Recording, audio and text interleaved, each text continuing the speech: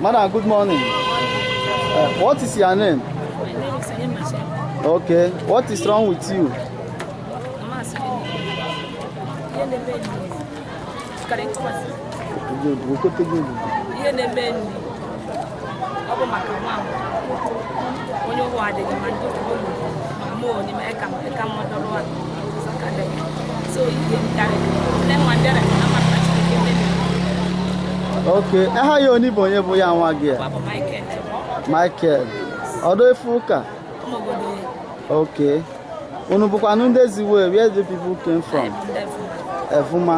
Okay. How do you feel concerning the exercise Afikpo US are carrying on? Ndị a nke ọ dị gị, ndị a otu nkọgarị dị gị n'ubu n'ihe na-eme. Nkọgarị dị n'obodo obodo garị ụtọ n'ihe na-eme maka na onye ọbụla bịara ibi na-eji m anwụrụ na obodo garị ụtọ dịka m bịara n'ibi awa agbọwọ m n'aha Jizọs. Okay, have you gone to hospital before concerning the case? Aka m eje Okiki Jetugu, what of your own son? ọkụdị tụbụlọ ọ bụ mmemme nkwụbịa ọ dị gị ame What happened that he has not gone to hospital before? Ọ bụ nnu na-enwugo ego ka ọ bụ na gịnị mere?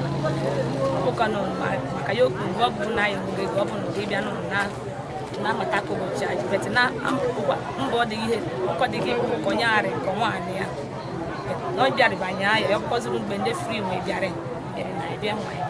Okay, so what can you tell the whole world concerning this charitable work? Ndị iji kwuru ndị mmadụ ebugu n'ibe nkewo onye na-eme basịrị ndị nkewo n'ibe ohi ndị iji kwuruwo onye na-eme eme ka onye na-eyeri ndị kewo n'ibe ohi like there's some other people in other USA. What do you advise them to be doing for their own communities?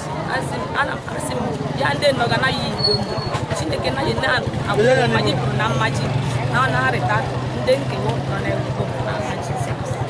Okay, welcome, madam.